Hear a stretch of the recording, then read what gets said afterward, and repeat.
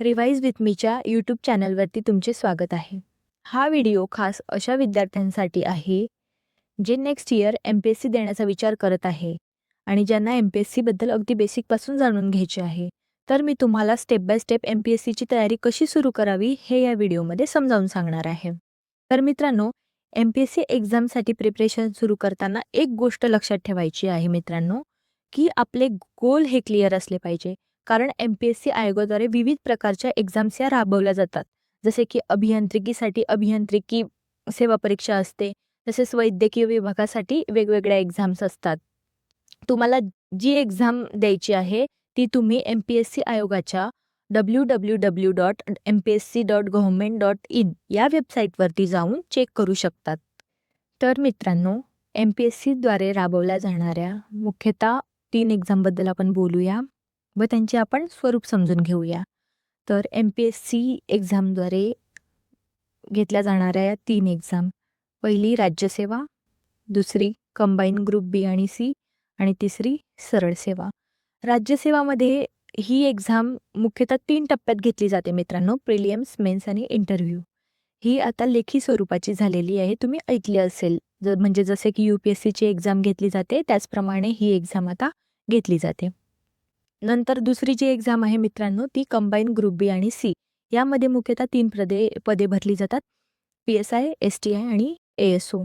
तिसरी जी एक्झाम आहे सरळ सेवा भरती, यामध्ये तलाठी, तुम्हाला माहिती आहे आता की तलाठीची एक्झाम आहे ही MPSC आयोगाद्वारे घेतली जाणार आहे आणि यात इतर क्लरिकल पदे ती भरली जातात मित्रांनो. तर अशा प्रकारे ह्या 3 एक्झाम पैकी आपण डिसाईड करायचं आहे की नेमकं कोणत्या एक्झामसाठी आपल्याला प्रिपरेशन करायचं आहे. आणि आता मित्रांनो, ज्या एक्झामसाठी आपण तयारी करायचे ठरवले आहे, तर त्या एक्झामसाठी आपण शेवटपर्यंत कन्सिस्टंट राहून त्याच एक्झामसाठी आपण प्रिपेअर करायचे आहे. आता काय करायचे आहे मित्रांनो, की आपल्याला ज्या एक्झामसाठी आपण प्रिपेअर करायचं ठरवलं आहे त्याचा डिटेल सिलॅबस आपण काढायचा आहे आणि त्यानुसारच आपल्याला अभ्यास करायचा आहे. त्यानंतर तुम्ही काय करा मित्रांनो, की सिलॅबसची प्रिंट तुम्ही काढू शकता व ती आपल्या समोर ठेवायची आहे आणि त्याच्यानुसारच तुम्हाला अभ्यास करायचा आहे. आता सिलॅबस काढून झाल्यानंतर पुढची गोष्ट म्हणजे पुस्तके कोणती वाचायची. तर पुस्तके वाचताना तुम्हाला सर्वात आधी basic state board plus NCERT पासून सुरुवात करायची आहे. जेणेकरून काय होईल मित्रांनो, की तुमचं जो काही बेस आहे, परीक्षेसाठी लागणारे जे बेसिक्स आहेत ते सर्व यामध्ये कव्हर होईल आणि तुमचा पाया परीक्षेसाठी मजबूत होईल. त्यामुळे सर्वात आधी तुम्हाला बेसिक स्टेट बोर्ड आणि NCERT हे अभ्यासक्रम कंप्लीट करायचे आहे.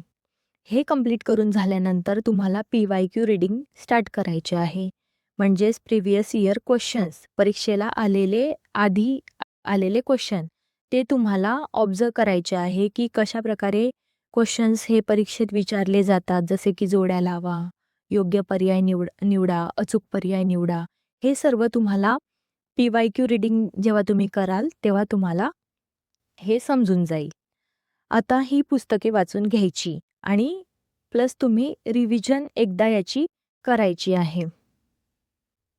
आता PYQ केल्यानंतर मित्रांनो, तुम्हाला रेफरन्स बुक वाचायला घ्यायचे आहेत. तर रेफरन्स बुक्स कोणती वाचायची, तर त्याची यादी मी तुम्हाला इथे खाली दिलेली आहे. हे तुम्ही रेफर करू शकतात. हे बाजारात तुम्हाला मिळून जातील. ही पुस्तके घेऊन तुम्ही रेफरन्स बुक वाचायला सुरू करू शकता. त्यानंतर हा क्रमसुद्धा तुम्ही फॉलो करू शकता. जसे की आधी राज्यघटना, पॉलिटी, नंतर जिओग्राफी, नंतर हिस्ट्री, इकॉनॉमिक्स, अशा प्रकारे तुम्ही क्रमानुसार अभ्यास करू शकता. तर यामध्ये तुम्हाला जर डेली टाईमटेबल पाहिजे असेल तर पॉलिटीसाठी तुम्ही आठवड्यातून 3 दिवस पॉलिटीचा स्टडी करू शकता. जिओग्राफीचा तुम्ही 3 दिवस द्या. हिस्ट्रीला तुम्ही 3 दिवस द्या.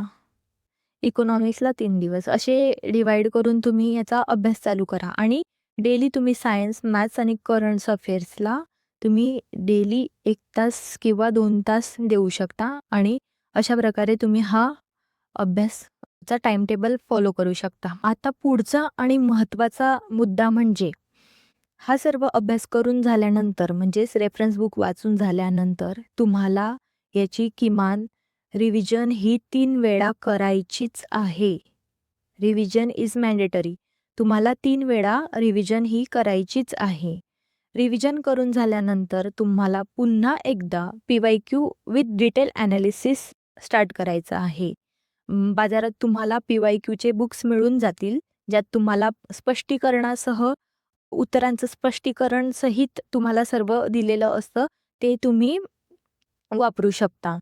त्यानंतर तुम्हाला प्रॅक्टिस टेस्टसाठी तुम्ही एखादी टेस्ट सिरीज जॉइन करू शकता, ज्याने की तुमचं टाईम मॅनेजमेंट तुम्हाला कळेल, की किती वेळात कोणता प्रश्न किती वेळात हा आपल्याला सॉल्व्ह करायचा असतो आणि एक्झामचं मॅनेजमेंट आपल्याला कळेल.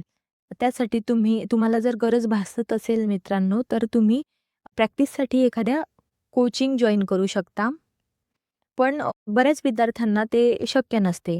त्यासाठी तुम्ही जर मी दिलेल्या प्लॅनिंगनुसार जर तुम्ही स्टेप बाय स्टेप प्लॅनिंग केलं आणि यानुसार तुम्ही अभ्यास केला, तर नक्कीच तुम्ही येणाऱ्या पुढील वर्षात अधिकारी होऊन तुमचे स्वप्न हे पूर्ण करू शकता. तर मित्रांनो, अशा प्रकारे व्हिडिओ जर तुम्हाला आवडला असेल, तर लाईक करा आणि सबस्क्राईब करायला विसरू नका.